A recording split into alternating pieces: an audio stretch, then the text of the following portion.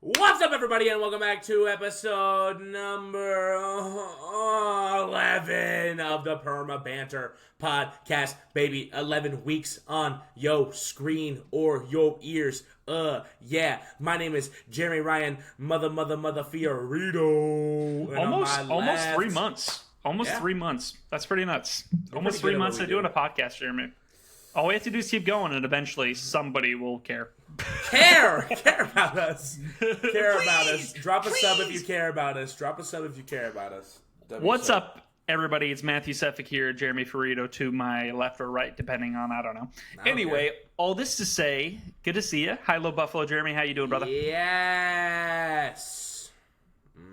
You're tired. I'm EP. My high for today, for the week, is that I have been very, very productive. I've had a lot of time at home to reset. We've been cat sitting for my homie, and gosh, she's the craziest cat I've ever met in my entire life. But other than that, besides her terrorizing the house and knocking stuff over and everything, she broke her water bowl and her food bowl twice. Eggy, shout out your cat. Your cat and killed the man. And killed the man outside. What? No, yeah. Low is I'm a little sleepy. I haven't been able to sleep. I don't know. It's last night I was gonna go to bed, and then I just stayed up and I watched The Dark Knight Rises on HBO. Rises? Why Rises? I don't know. I just like hearing Bane go. Yeah, the sound. I listened to the soundtrack to Dark Knight Rises recently. Yeah. It's a really incredible soundtrack. Yeah, you know how people listen to sleep noises? Catwoman's theme in that movie is so good. Yeah, I would love to see you in a Catwoman suit.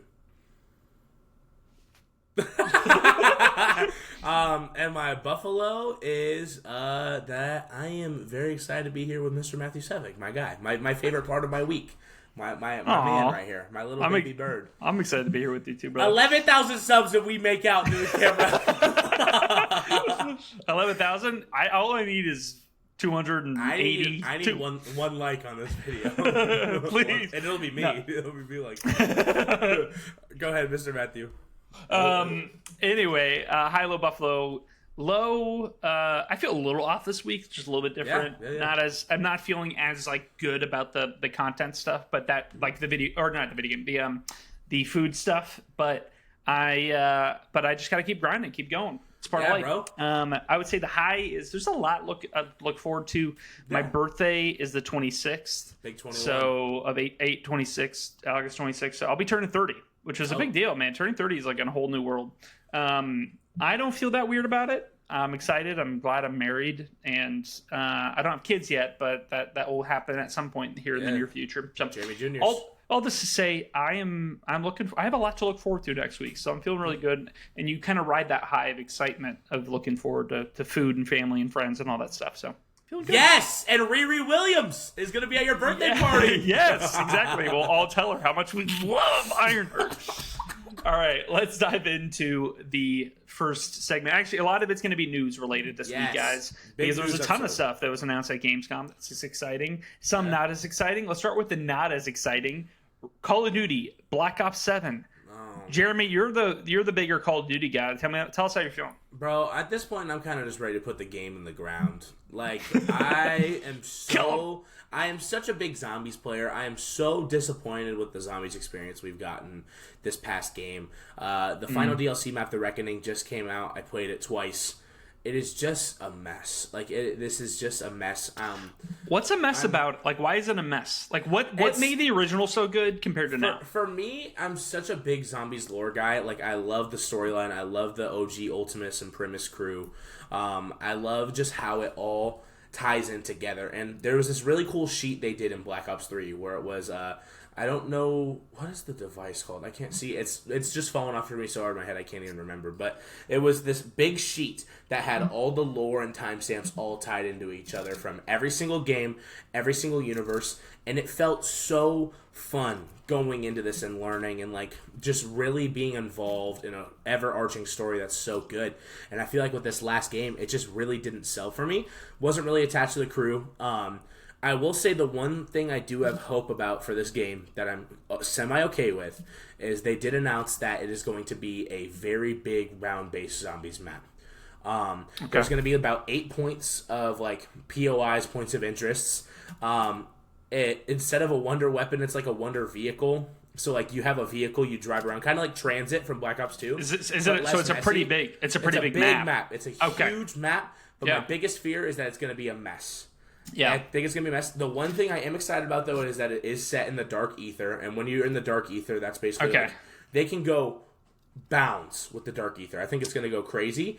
This is my last shot I'm giving them, though, because if they mess this up, they need to just bury it. It needs to go out. They need to stop embarrassing themselves. Yeah, it surprises 100%. Me how many Black Opses they've made.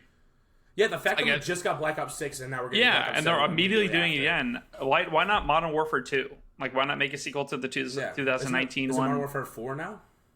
Well, the Modern Warfare 1 was like the one that came out in 2019 or 18 or whatever it was Modern Warfare. It was a brand new Modern Warfare. 2 and 3 came out. They did? Yeah. See, you don't even care. You don't even care. The one that came out a couple years ago? The 2 and 3. Yeah, they made 2 and 3. Well, those games sucked, I guess.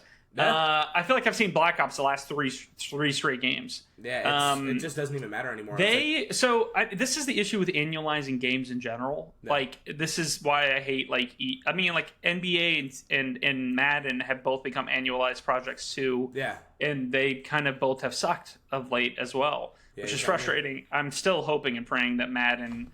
Dude, that game they better lose the exclusive license. Pre-order Madden 26, use code PERMABANTERPOD. It's already out.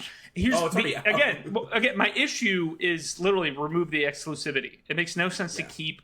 It would be like saying you're Call of Duty, like, guys, you're the only ones who can make first-person shooters. That's literally what EA has done that's what the NFL has done. It's stupid to give anybody exclusive rights to use their property. I agree. It's dumb if it's consistently always the same and the quality's been so poor as it has been.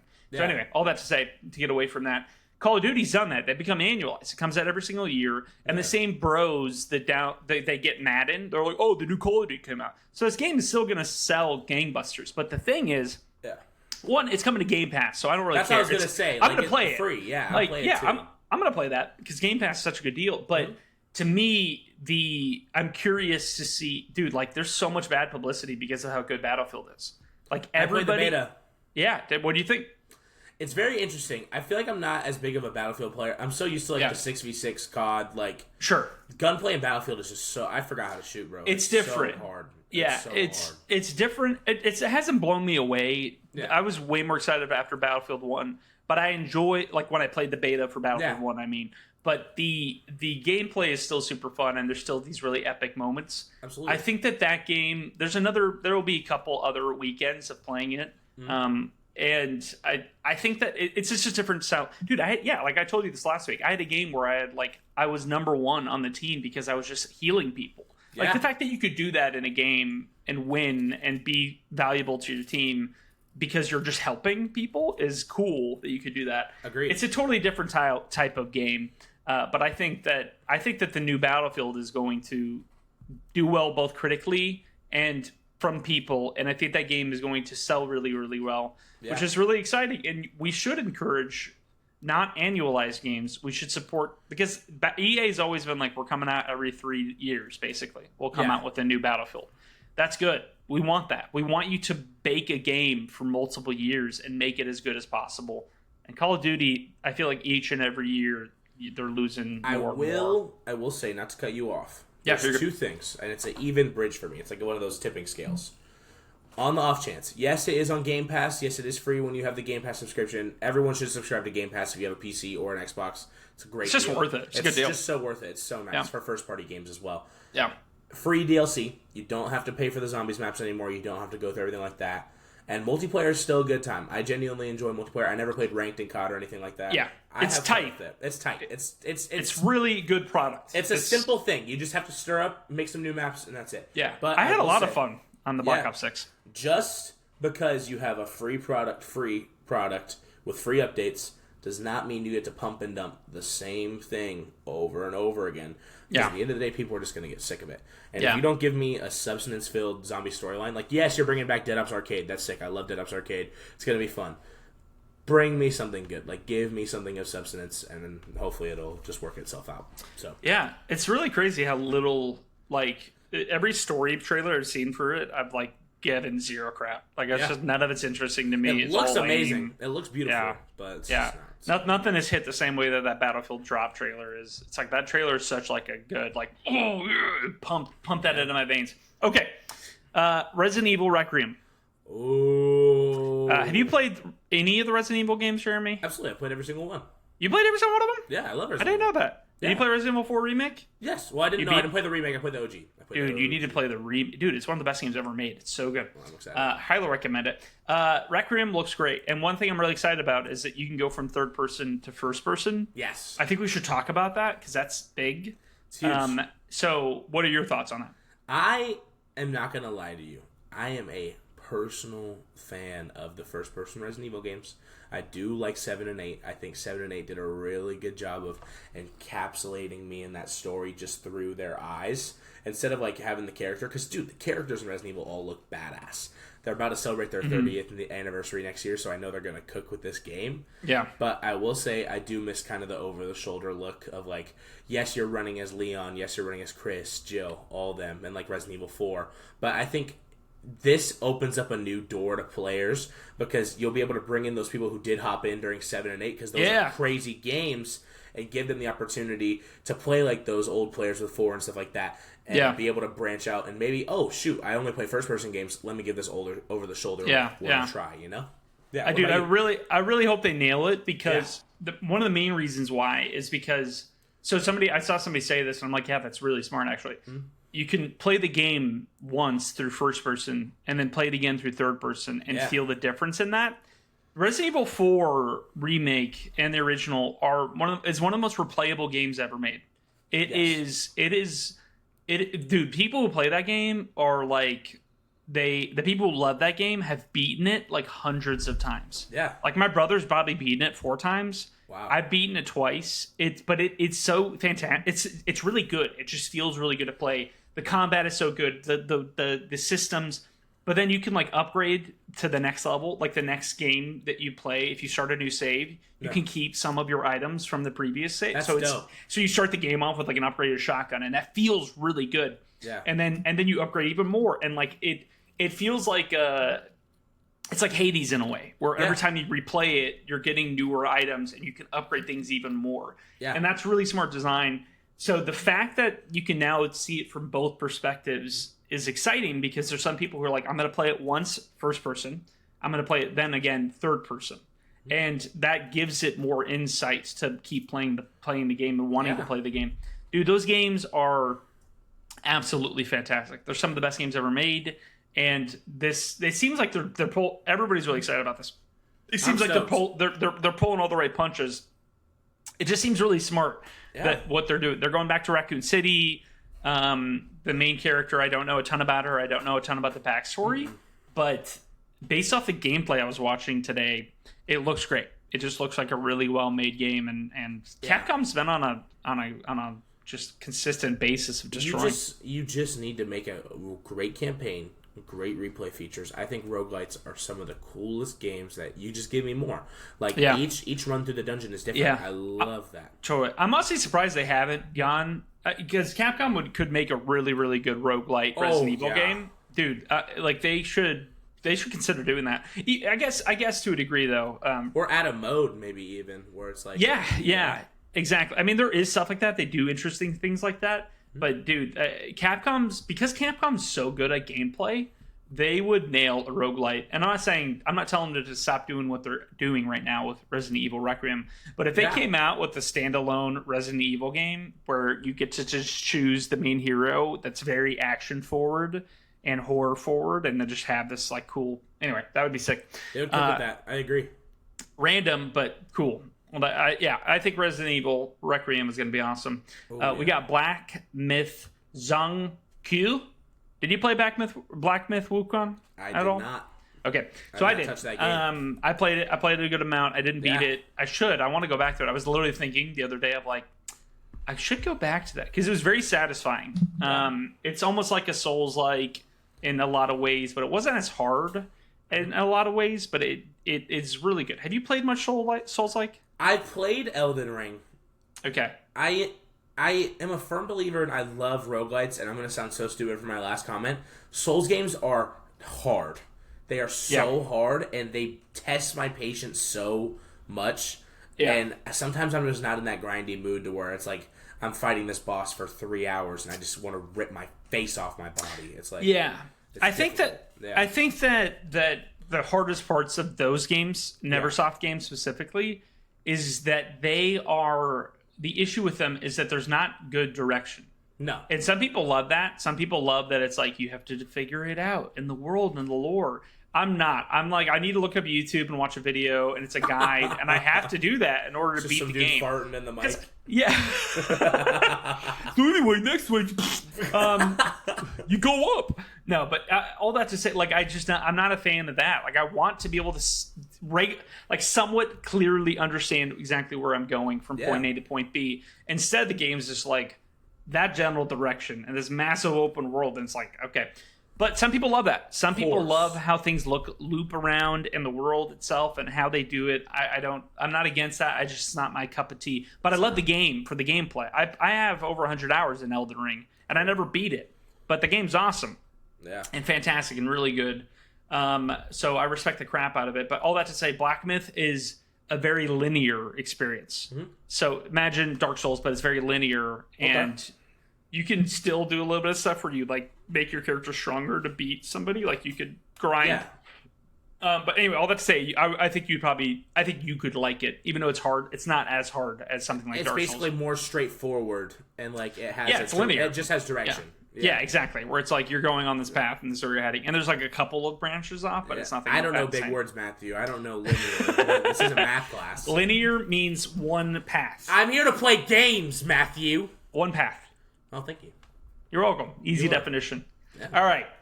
Anyway, all that to say, the new trailer looks good. It looks awesome. There's like a tiger in it. Like it's all animals. They're all animals. Like what you're fighting, the creatures that you are. It looks like great. It was a cinematic trailer, but it's really cool that they are adding this type of stuff. Yeah. And apparently they're heading towards India. Like that's some of the stuff. Like, and instead of it being China, apparently they're doing India stuff. Let's go. And he's riding on a giant tiger, and it's really cool. So I don't know if it's going to be more open world or be a little bit more open. It's a different character, right? I believe it's the same character. Oh, or wow. You know what? It might be a different character. You might be right. I'm not 100% sure. I've seen the cinematic, but I have no idea. I think he's wearing a mask in it. Either way, it says Black Myth Zhongku instead of Wukong, so maybe it is a different character. Shit, I don't know. Either way, I think it's gonna be awesome. Like I think that game is going to be good. Yeah. That company proved that they can make a really good game, and my assumption is that this game's gonna be like a Game of the Year contender, bigger than Black Myth. Black Myth was a Game of the Year contender, but usually when you're doing something a second time around, if it's the same team, the quality level is like a jump. They do even more. All the cool stuff they want to do in the first one, they do it in the second one. And that's why some sequels are some of the best. Yeah. Like Empire Strikes Back, things like that. So I'm excited about it. And I wouldn't be surprised when that game comes out next year or the year after, whenever it does. It's a Game of the Year. Like people think this is one of the best games of the year. So that's exciting. I love that. You want to take the next one? This is exciting. This is my Game of the Year next year. 100%. Not putting it down. Lego Batman Legacy of the Dark Knight, baby. Oh my gosh. It's a great launch trailer. It's a really beautiful. Fun. Beautiful. It's really exciting. I think that did you play the new Lego Star Wars game? Absolutely I did. Okay, I didn't. Oh no, I played a little bit. Yeah. I'm mad that the co-op isn't online. Okay. That's my one bugaboo. But in terms of like look and feel, it looks great. Yeah. And I'm so glad that they were just like, we're gonna make the combat system Arkham Knight. Yes, Matthew Cook. Arkham games. It's like that's literally so like if you give us that in an open world Batman game where you get to have a bunch of different outfits and a bunch of different character unlocks. Yeah. There's like hundreds of different characters you can unlock. I might play it with my wife. Like that's a fun co-op game. The villains are gonna be crazy good. Yeah, it's so fun. Like, dude, the gameplay itself looks great. You get to drive around in the Batmobile. You get to fight.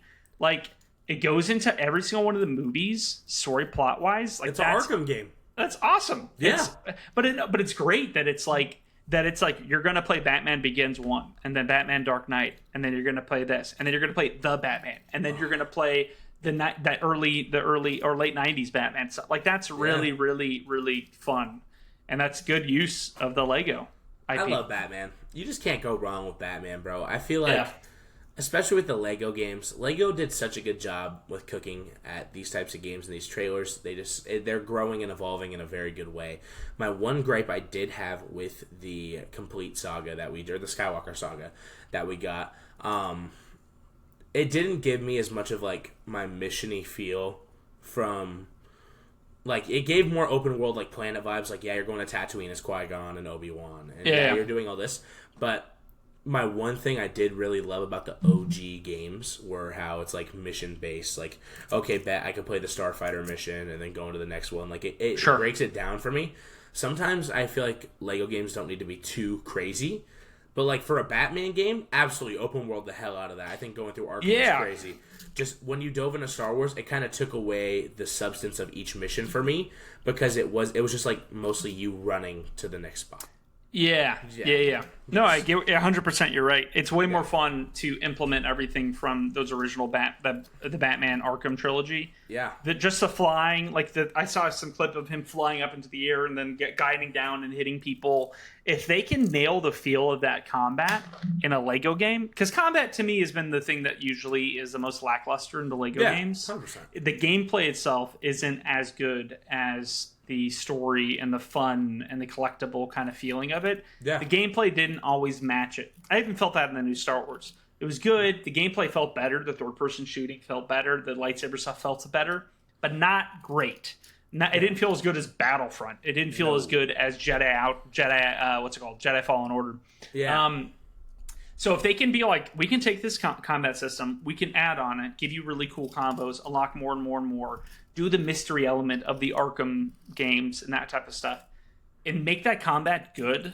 Like, if they make it good, then I'm in. Like, I'm all in. Like, I wasn't like, I'm going to buy the Star Wars game. It came to Game Pass eventually, so that was fine.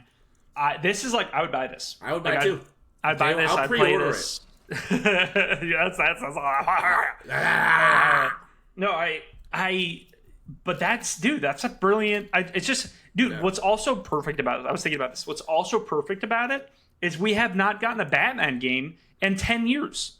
It will have been 11 years since we got a Batman game, which is nuts that Arkham Knight came out in 2015, but it did. And so that means that we're starving for a Batman experience in a video game form, and this is going to fill that. And I always think about that because, like, they started developing this game 3 years ago, 2 years ago, whatever. Yeah. I always think about the timing of releasing a game at the perfect time. Mm-hmm. And, like, because if I came out with, like, a cool first-person shooter that's similar to Call of Duty the same time that Call of Duty came out, then it's not as exciting, right? So timing is important. That game is going to sell, like, 6, 7 to 10 million copies, especially if it's good. If it gets, like, a 9, that game's going to sell really well because we're all, like, we haven't played a Batman game in so long. I wanted games. Me too, dude. I miss Rocksteady. So dude, Rocksteady had its spine ripped out by freaking Warner Bros., which sucks. Now the developers the guys who started it have started another company. Yeah. But dude, Rocksteady made 3 of the best games ever. Like, those Batman games are some of the best games Asylum ever. is one of my favorite games of all time. It is so great. And then Warner Bros. Ripped their spine out. Thanos. I wish they made a Superman game. That would have been sick. Oh. If they made a really good, really well done Spider-Man game or Superman game, would have been so exciting. We need a Superman video game. Okay, give it to us. Anything else more on Batman? Go buy it. Support Lego. Buy me a Lego set. They need the money. Do whatever you want. But while you're doing whatever you want, pre-order Batman. Don't pre-order it. Hold off. Wait until it comes out. You'll be fun. Pre-order the game. Pre-order. I'm against pre-ordering anything at this point. I'm pre-ordering the crap out of GTA 6. I'll tell you what. Immediately. I'm pre-ordering Black Ops 7. I'm pre-ordering. No, you're not. Dude, I'm pre-ordering GTA. Oh, dude. All right. Let's dive into other notable. Actually, I see a few here that I'm actually really excited about. Yeah. So, Warhammer 40K Dawn of War 4. I think the last one was 2013 or 12. It might have been 11 when the last one came out. That's an RTS real-time strategy game. That's when, like, you control a group of troops, you, like, make a base, you all those guys. If you don't know video games, Jeremy. So I can finally say it now. Halo Wars. Nerd. So all this to say, the original games are fantastic. They're really, really, really, really fun. Like, they're fun just to open up a skirmish and just, like, you start a base. You try to go up against a team that you make the AI difficulty harder. The new one looks awesome. Did you play the new Warhammer games at all? The ones No, that I played the new one that just came out, the Space Marine one. That's all. Yeah. So did you play that? Oh yeah. Okay, so that's like GTA or Gears of War style of combat, right? Hell yeah. So they based off what I was seeing from the trailer for Warhammer, imagine you're controlling the troops, but when they're killing the other enemy, they look like that. Like they're like they're like just putting shotguns in people's mouths and blowing them off and like chainsawing them. Imagine making a bunch of troops, sending them out, and seeing them do that that's the satisfaction of real-time strategy games is you figure things out in real time. That's how they make it look. Like real-time strategy, usually in like the old days, it would look lame. It would look like they're like dead. If they're like going out there with a chainsaw and cutting guys' heads off and like shooting like different guys, and it looks cinematic as you're controlling them and moving them around, that's awesome. And that's what it looks like. On crack. No, it looks better, way better than that.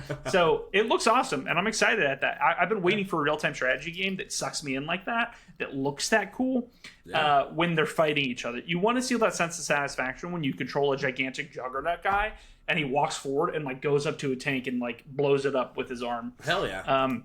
So that looks really good, and that's really exciting for real-time strategy fans especially. I would say also the Outer Worlds 2. Every trailer that they release, it just looks great. Like that game is going to be, it's like similar to Fallout. I think that game is going to be good. I really hope it's good. It's made by the same people who made what's it called? Fallout New Vegas. Yeah. Which the second season of the show, which we could talk about real quick. Did you watch the trailer? I saw the trailer. I haven't. Did you see the first season? I haven't seen the first season of Fallout. You should watch the first season. It's pretty great. I that's on my to-do list for shows to watch. It should be near the top because it's a great show. Yeah. It looks great. The second season looks great. It takes place in Vegas, New Vegas, and there's so much there that's awesome plot-wise, and that was written by Bethesda people. So I'm really hoping Outer Worlds 2 is good, because that's who's making the game. It's going to be great. Outer Worlds was fun. I liked the first Outer Worlds. It was enjoyable. Yeah, it was fun. It wasn't great, but it was fun. Yeah. And I hope that they make this one great. Absolutely. I'm starved for, like, great. Like, I am. Like, I'm starved for, like, an experience. Yeah. And I feel like every game this year, some people would say that what's it called? The RPG one is an experience, or Kingdom Come Deliverance. 4. No. I mean, like, a genuine... Dude, like, Red Dead Redemption 2 is an experience. Yeah. Like, there's games that just, like... there's movies and shows. Like, I'm rewatching Squid Games with Steph, and... The first season, it's just the first season. Like dude, I forgot how good that show is. Like that show is so well written and well paced. Like watching her reaction is like really fun. That's an experience. I kind of want that experience. Anyway, that's Outer Worlds 2. Excited for that. And more thoughts on that? I'm more excited for. I mean, Outer Worlds 2 is going to be cool. I feel like they always do some quirky stuff over there when it comes to that type of storytelling. Yeah. I'm more excited for Silent Hill to come out. Like those horror types of games, Silent Hill's kind of had me wrapped around its finger. Did you ever play PT when it was like a PlayStation 4 Yes. Dude, PT is one of the best things ever created. Oh my gosh, that was such a beautiful thing they never capitalized. It's terrifying. It's horrifying. It was genuinely one of the most scary things I've ever played in my entire life. Fun fact about it too is one of my favorite fun facts about it. Yeah. Somebody like hacked it and broke the camera. Yeah. They pulled it out. That the girl is literally behind you at all times. So every time you turn your character around, the girl is floating behind you. You don't even. The best part of that is they don't expect you to find that out. No. At all. The person had to hack it. But the person had to hack it and be like, that there's the girls behind you at all times. Just, dude, terrifying. Really, every time you turn around, she would always be behind you. It's like so gross. It's just so gross and so good. You know that so much of that is connected to Hideo Kojima's relationship with Kenobi. Yes. Well, so did you watch that TikTok? I watched a TikTok. That's what the guy talked about. The guy was basically saying that like it's all of PT is a metaphor for Konami. Basically, like there's a dead baby in it.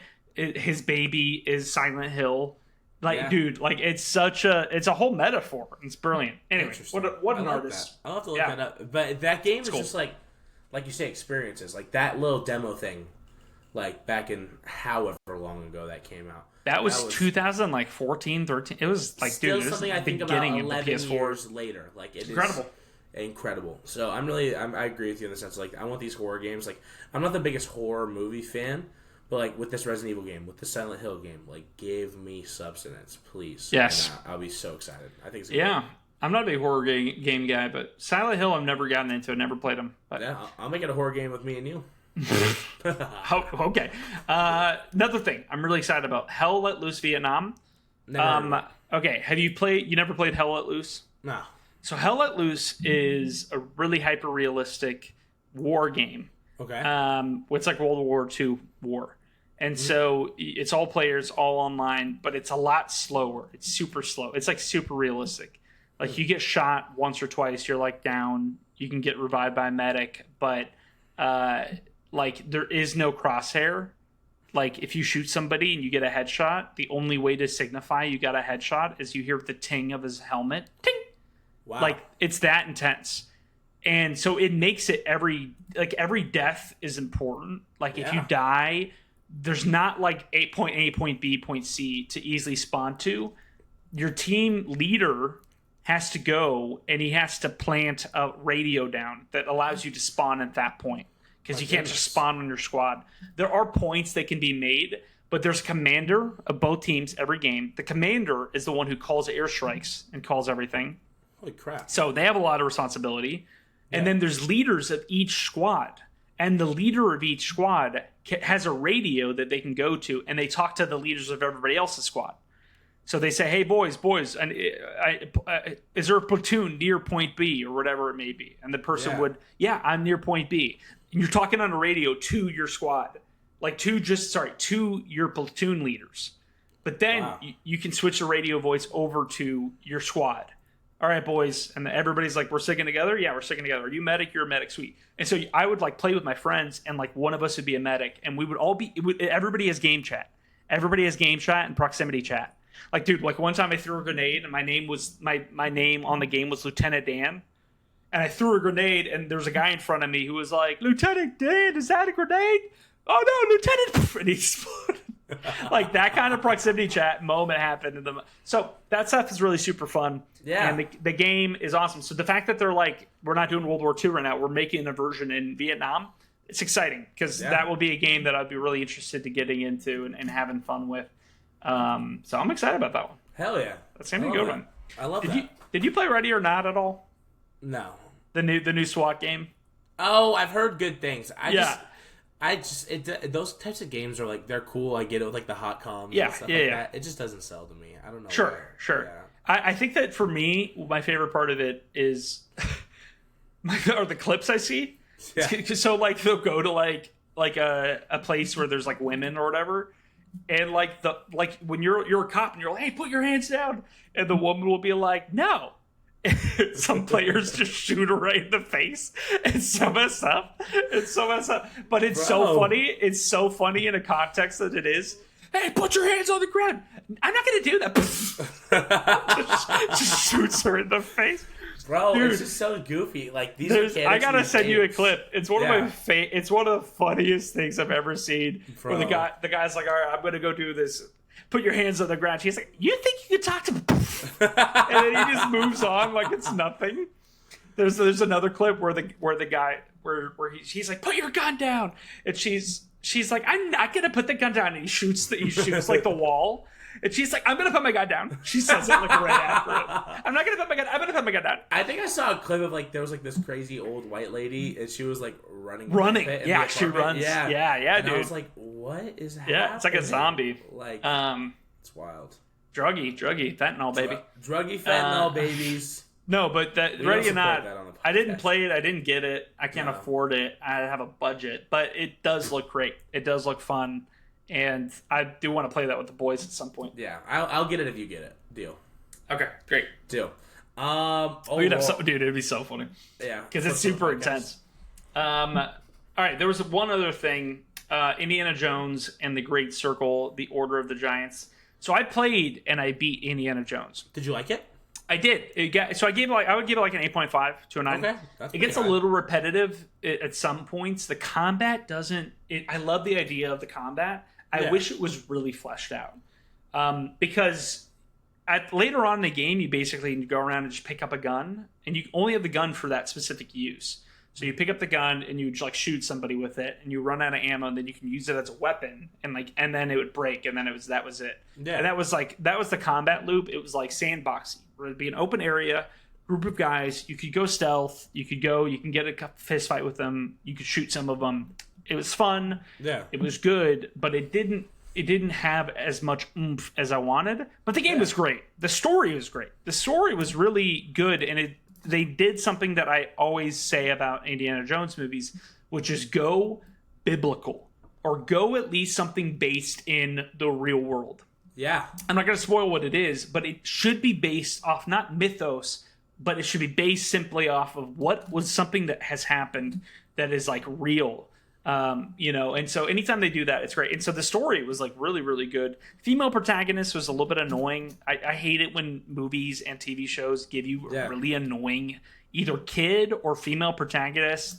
If it's a guy, it's annoying as well. But there's something about an annoying kid and an annoying woman in a video annoying game. Families in general, like annoying families. I don't think it's just families though. When there's an annoying kid in a movie that's like something's about to fall on the kid, and the kid's like. They're the most unaware person in the world. Yeah. And that happens in Spider-Man 1 and 3, I'm pretty sure. Yeah, where kids just it happens in Spider-Man it happens in TASM twice. No. The first one, dude, the second one where he's like, I'm gonna put on the mask and run up to Rhino. Remember, we talked about this. I want Rhino to stomp that kid out and that kid to be dead in front of everybody. Because Spider-Man didn't get there in time. Spider-Man, the scene where he saves the kid from the burning car is a great scene, and everyone needs to shut up about it. It's a great scene. There's a fire in the car. Yeah, the kid is terrified. He's hanging from the car in the bridge. No, that was valid. I'm not against that one. Yeah. Yeah. But come on, kid, figure it out. Climb. Give Tasm its flowers. I actually want to out Matt on the podcast right now. Sent me this TikTok maybe yesterday or the day before. 100% valid. Matt said, "Man, Tasm was. I'm glad I ranked it this low." Did you watch the video? Like yes, I didn't even watch it. You didn't watch it. Yes, I did. It was about the burglar going when he killed Uncle Ben for no reason. It's so valid. Uncle Ben was an idiot. He did not have to die for the gun like that. That was the stupidest thing in the world. Yeah, the dude literally falls. The dude falls and drops his gun. And the guy drops his gun. He's like, hold up. He could easily pick it up and like walk away. What if he had a concealed carry license? Like, and Uncle Ben's like, it's the dumbest thing in the world, dude. Also, the guy, the fact that they did the same joke or the same thing as Spider-Man 1. Not my problem, dude. It's Spider-Man 1 when he's just like, when he's literally like. It's not my problem. That whole thing being the same thing is so stupid. In the first one, it's great. In Spider-Man 1, Tobey Maguire, it's great. In TASM 1, it's the dumbest thing in the world. The guy being like, I'm not letting you get this milk, being the reason that your uncle dies is the funniest thing in the world and the lamest thing in the world. How'd your uncle die? I wanted milk. Loser. Idiot, stupid. TASM 1 sucks. TASM 2 sucks even worse. TASM 2 does not suck worse than TASM 1. I'm the Green Goblin. Yeah, the Green Goblin. Maybe they could have worked on his costuming a little bit. I'm reaching for you. No, leave that be. That's a beautiful scene. Gosh, everybody knew she was going to die, and I laughed when it happened. I was like, you did not loser. Laugh. No, I felt it. I was I was a 15-year-old. No, I was 17, and I was like, oh no, Gwen Stacy. Yeah, all right. Gwen Stacy snapping her spine and dying. Immature little boy. Other thing, Hollow Knight, Silk Song. Great transition. Another thing, everybody, listen up. Hollow Knight, Silk Song. People have been playing it. Hollow Knight, did you ever play Hollow Knight? I played the OG one. It was a lot of fun. Okay. The Hollow Knight, the original one, is by many people is one of their favorite games of all time. It's top 5 on a ton of people's lists. It's a Metroidvania. I gave it like 7 hours. I just didn't, but I respect it. I respect the crap out of it. I'm not against it. It's just people are really, really excited for the new Hollow Knight. Like genuinely excited and pumped. And I get it. All respect to them. I'm shaking cheeks to it. What the heck does that mean? And they're not hollow. They don't got hollow cheeks. Yeah. Very nice. Buy Hollow Knight Silk Song. Use code PERMABANT. Shut up. Other thing. What was it? What was the specific thing? I had what was? Oh, freaking Onimusha. Ooh. Onimusha. You know what's funny? So the original trilogy came out on PlayStation 2. Hiccup. Yeah, sorry. I played those. Okay, yeah. So they're great. They're really, really good action combat games. I can't help but feel every time I see a clip for Onimusha, the new one, it looks like slow and it looks kind of bad. Really? And I trust Capcom because it's made by Capcom. Yeah. But so I assume it's going to be good. But like, there's this kind of feeling where he's just like blocking things, and it just doesn't look sharp. Like, it doesn't look as good as something like Elden Ring. It doesn't look as good as something like Ninja Gaiden, which Ninja Gaiden 4 is going to be good. It's made by Platinum Games, which is like an incredible developer of action games. So I just don't know how to feel about it. I really am just curious what the reviews are going to be. I'm more curious than I am excited to buy it. Like, every time I watch it, I'm like, I don't really care. I love Onimusha. I think that those games are so much fun. Yeah, yeah. And so, but if they don't nail it with the combat in this, they were... Yeah, I don't mind a clunkier combat system. Like, I don't mind if it's like, because Samurai, you have to wear a crap ton of armor. Sure. So it's like, if it's a little slower, nothing has to be like everything, like, yeah, but I would argue that Onimusha should be that. Yeah. And more than that, I just want it to be good. So if it's slower, I'm not mad at that. It doesn't look good, is I guess what I'm saying. It looks kind of clunky. And I will be surprised if Capcom does that with a game. They're like, here's this clunky mess. But either way, I just had every time I've seen a trailer, I'm always like, whatever. Interesting. I've only seen one trailer, so maybe I just have to look into it more. I'm kind of getting... I love video games. Like, I love video games. No, you don't. I see... Shut up. So I see clips, and I'm like... I feel like I'm getting fatigued. Where if I see, like, 2 seconds of a certain game, if it doesn't interest me at all, I'm like... Well, dude, so much new stuff is coming out. It's like... That's always been the case, though. They're holding your mouth and they're just shoving it in, like, pause. I don't mind. I don't mind new stuff. Like, it's not to me. There always is new stuff. To me, there's nothing that is exciting. Like the. Really? I know it sounds funny. Everything we just talked about, we're excited for. Like, I am. I'm excited for Hell Let Loose. I'm just surprised how often there's so many of these new games, and they just look almost the same. Like, everybody's doing like a what's it called, an Elden Ring type of game, a Souls type game. But I guess my argument more is that, like, I just don't feel like any of these things are that interesting as a game. It's a guy with a sword and there's some sort of mythical whatever crappy creature, fluffy thing in front of him with armor, and it's like, okay, like, it's just I don't know why. I want to see something more interesting. Yeah, I think it's just fatigue. Yeah, it might just be fatigue, but I guess and I mean, that's your feelings are 100% valid. I feel like like we talked about earlier in the beginning, it's the same shooter game every year. It's the same this thing every year. Like, like it's there's nothing of like, if they were announcing a new God of War, bro, I'd be out of my chair standing up, like, excited, like, because those are franchises I'm really in love with. Like, I feel that about GTA. That's why I'm so like immensely popular. Exactly. And I think once you get into that, I know you're going to put so much time into GTA that it's going to be like, oh, bet I'm ready to hop back into. Sure. Well, I guess it's more my argument is like, why isn't anybody making something genuinely interesting and because they know it works different? It's going to sell. Does it though? Does it work? I don't sells. think it works. Dude, clearly there's a ton of dumb swords game where guys like, I have a sword and I'm going to attack people and there's mythical blah blah blah blah and I have magical powers and blah blah blah, and they don't sell well. They don't do well. I just keep seeing that left and right. I guess what I'm looking for is a level of quality in terms of combat and action is uniquely different. I'm really excited for that Desert Storm game. Yeah. That means, I'm talking the third person one that looks crazy and he's like jumping in the air and floating. Yes. Looks cool. A little bit Zelda-y, but okay. I love Zelda. Me too. All right, so jump into the next thing. What was it? What do we got here? Oh, there's a couple movie things that are interesting. Oh, yeah. We got some good movie stuff to talk about. I'm gonna start with the bottom one. Jurassic World Rebirth making $833 million worldwide is nuts. It's ridiculous. I don't get why those movies do so well in China and other countries. Well, this is the first one to not pass $1 billion? Yeah, that's nuts. like, dude, the fact that it's made more than Superman, and the fact, I mean, it makes sense for Fantastic Four, but more than Superman, yeah, that's crazy. They do well everywhere. I don't understand people why. love their damn dinosaurs, bro. People Seriously, love their and dinosaurs. I don't get it. I don't get it. Also, this movie wasn't that great. It wasn't that great. No, I know. It just makes zero sense to me. Yeah. But whatever. I mean, the fact that that's going to be one of the highest grossing movies. I'm going to rewatch it for sure. Because I think the format, I also saw it and made me hate it. Because Screen X is, don't see your movies in Screen X. It's not worth it. It looks like PlayStation 2 graphics on the sidewalls. It's not worth it. But I respect people having their love for their franchises, bro. Like Jurassic Park and Jurassic World.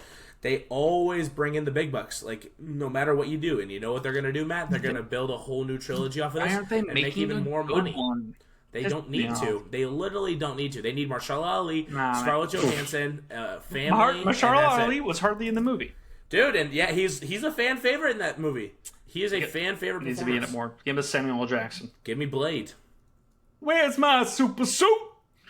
Why do you need to know? Is The Incredibles the best superhero film ever made? The fact that they're making a third one and Brad Bird's not directing it makes me sad. Yeah, dude, that first one is so good. But is it's in the conversation of the best superhero movie ever made?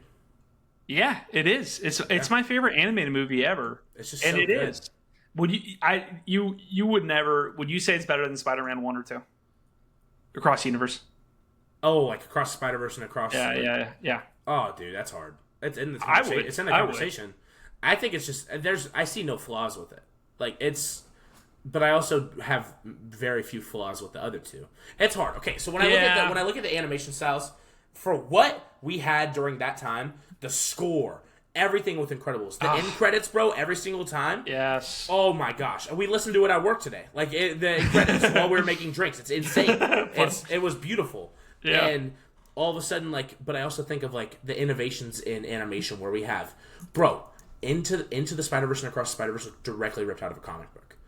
It is a comic book movie. It's the best looking animated movies of all time. But that doesn't. It's so hard. That doesn't mean as much to me. Really? Okay. Yeah, there's certain feelings and moments in The Incredibles 1 that are just unmatched. When Dash runs on water. They're thing. No, but mine are obscure little things too that have marked my brain as to how to make a movie. Yeah. There's specific moments, the sequence where Mr. Incredible is riding in the jet that goes underwater.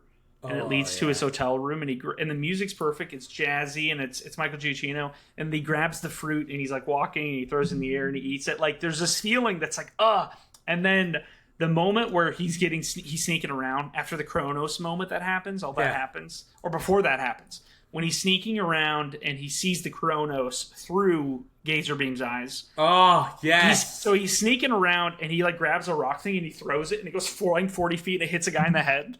And the one he nails that throw. He does nail that, dude. It's such the feeling of sneaking around on this island it's such a great feeling leading into that Chronos sequence where he types in the password and he sees everybody dying or everybody's deceased or where they're at, and the music builds and it ends with him getting stuck with those those feelings and the memory of that.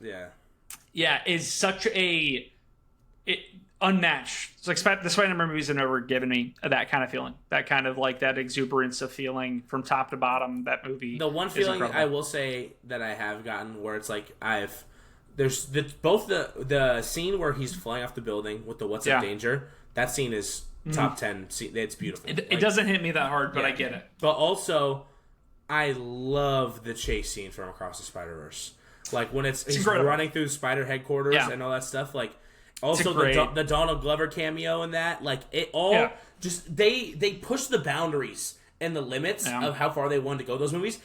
If I will say though, if the third one does not capitalize and make this put the beautiful dust on it that it needs for this trilogy, then Incredibles is in the top. Because it's if you're giving me all that build up to give me such a shitty ending, which I know they won't, and I'm hoping they won't. I'm not saying they will. But in the off chance that they do, that'll be one of the biggest disappointments in movies. Yeah. Ever. Are you talking about Incredibles or Spider-Man? I'm talking about Spider-Man.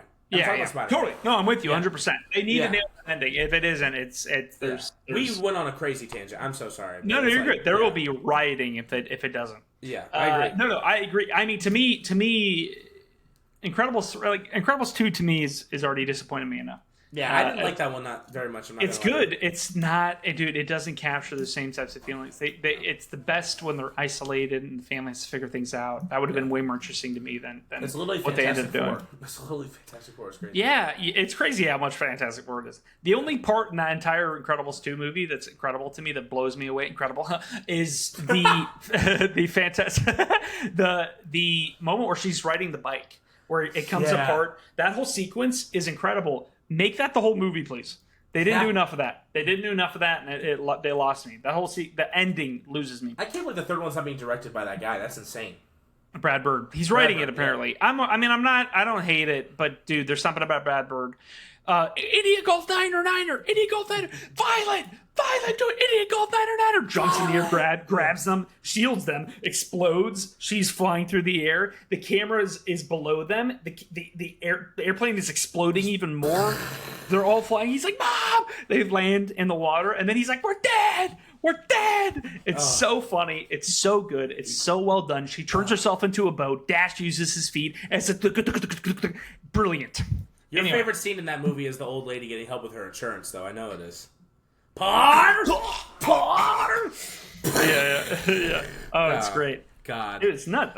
Those movies are so good. No, my favorite scene is I don't know what my favorite scene is. I love the movie though. Dash learning how to fly run on water is such a great sequence. It's such a good movie. Okay, let's dive into the next couple bits and then we'll end. The Minecraft movie sequel hype. There's hype around it. Kirsten Dunst talked about wanting to be in it. I don't get her at all. I don't care. Wanting to make a movie where I don't lose money? What is she talking about? Lame, loser, dumb. Anyway. That movie sucks. The Minecraft movie sucks. I don't care what anyone says. It was the most boring theater experience I've ever had in my life. I don't care about Chicken Jockey. I don't care about Lava Chicken. I don't give a crap about that stupid idiot movie. I get it. Minecraft is cool. Minecraft is awesome. No, it's just so stupid, bro. Like, I did not... I get it, the funny gimmicks. And, like, even for a few months after, I'm like, wow, that's crazy. But now, as I'm sitting here months later, and now Kristen Dunst is even saying, like, dude, it's easy money. You can make any type of money. Someone could make a damn Club Penguin movie It's not tomorrow. true. Yeah. It's not. Honestly, I don't think the sequel would do nearly as well. That movie had, like, an entire thing around it, which was super Jason Momoa was great in that movie, though. He's such a goofy guy. Him and his like weird old woman haircut. Oh, I love that. Tron Ares, don't give a crap about that. Street Fighter live action. This is gonna be. I'm excited about it because the cast is nuts. The cast is so random. It has like the fact that it has like Andrew Santino, and then it has guys like it has guys like Roman Reigns and 50 Cent. Cody Rhodes is Guile. Yeah. Oh yeah, I forgot that you're such a big wrestling guy. Yeah, so Cody Rhodes is Guile. Roman Reigns is Akuma. Dude, if they doubled in on it being campy and really funny and really just awesome action, I meant like, dude, that's all you have to make it. Really awesome action, really really funny, really campy humor, and then give us a story that isn't garbage. That's actually somewhat interesting. Noah Centineo is going to be Ken. AKA make it a movie. Yeah, dude, him being Ken is perfect. 50 Cent being it's hilarious. Good. It all looks really fun. I'm really, really excited. But I do have a question for you about this. So going into this movie, I'm assuming will come out mid next year.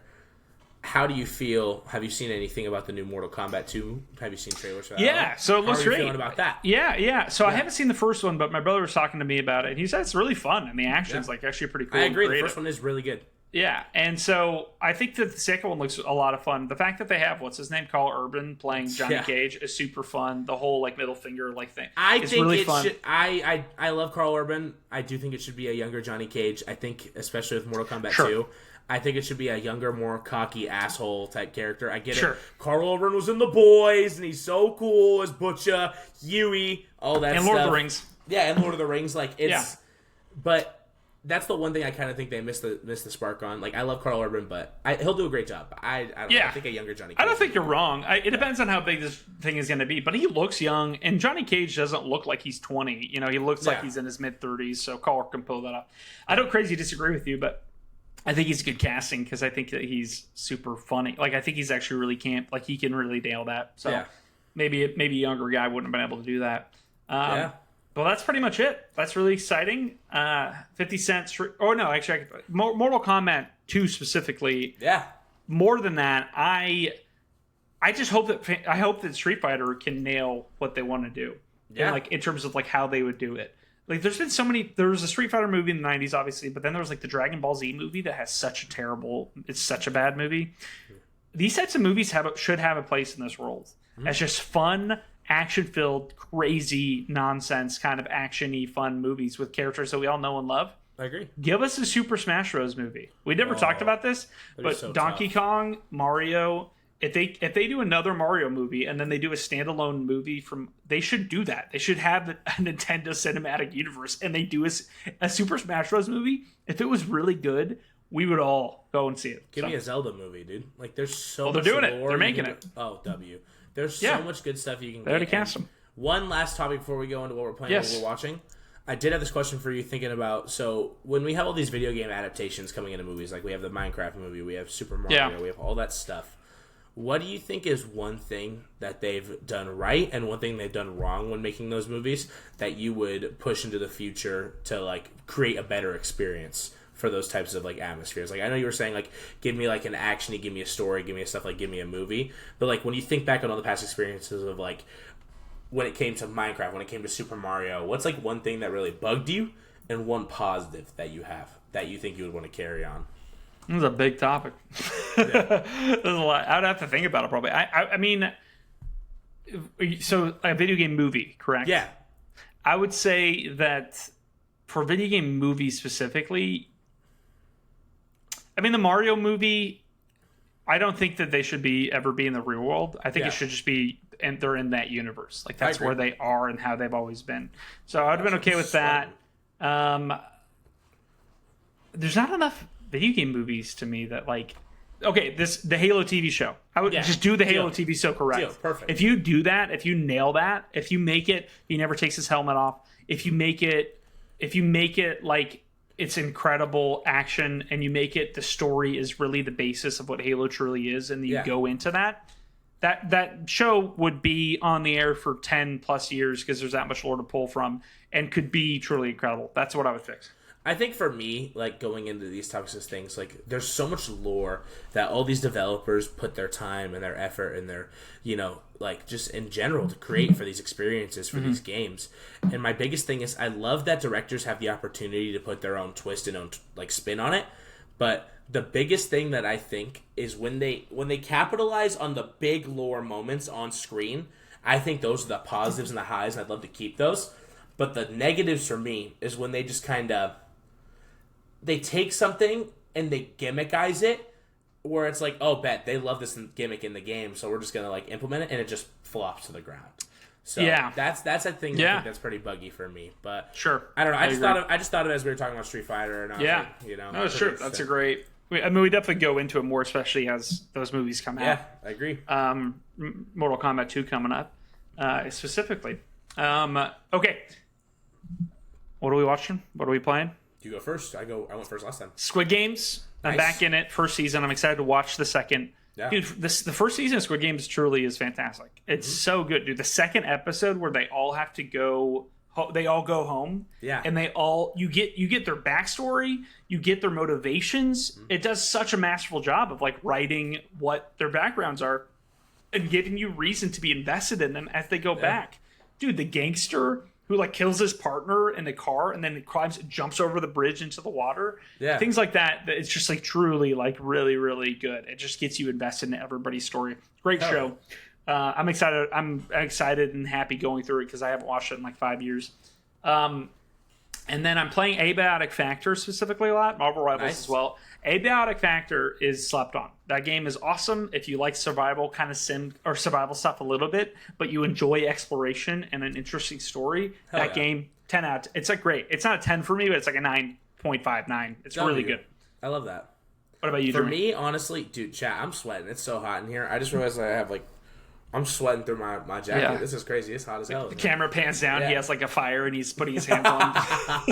What? No, yeah, I didn't turn my AC on before the episode. I just didn't want to get up. Hey, camera angles. No, I've been watching. I'm actually about to go watch Incredibles as soon as we're done with this episode. That movie is like it's in my head now. But what I've been playing, what I've been watching, I haven't had much time to play games recently, so I haven't really played much this week. We played Peak a few times. That game was pretty fun. Goofy, it's stupid. Yeah. What I've been watching, I've been rewatching the Nolan Batman films. Those are so good. Trying to build my Letterboxd up and watch more movies I haven't seen. I've been watching Summer Return Pretty with my lady. That's show, dude. I'm a sucker for a good love story. I don't know what it is. Yes. I want to fall in love with you right now and just in my little sweaty hoodie. Chat, that's all from us. We love you, Matt. Where can they find you? Please tell us right now. Foodie Eats. Please go follow me on TikTok, Instagram, YouTube. Obviously, follow us at the PERMABANTER Podcast on Instagram, YouTube, TikTok, all that jazz. Jeremy, what about you? Me right here. Follow us at the PERMABANTER Podcast. We just hit 51 followers on TikTok. We are trying to hit 100 by the end of August. Please get us to 100. Triple digits. You can find me there. You can find me at Chunky Tuesday on Twitch occasionally when I stream. I'm going to start streaming more often at some point, hopefully within the next month, get that back out. And we're going to just do some cool stuff with PERMABANTER. We're going to go have a really dope episode next week, so stay tuned. And yeah, we love you guys. We'll see you on the flippity.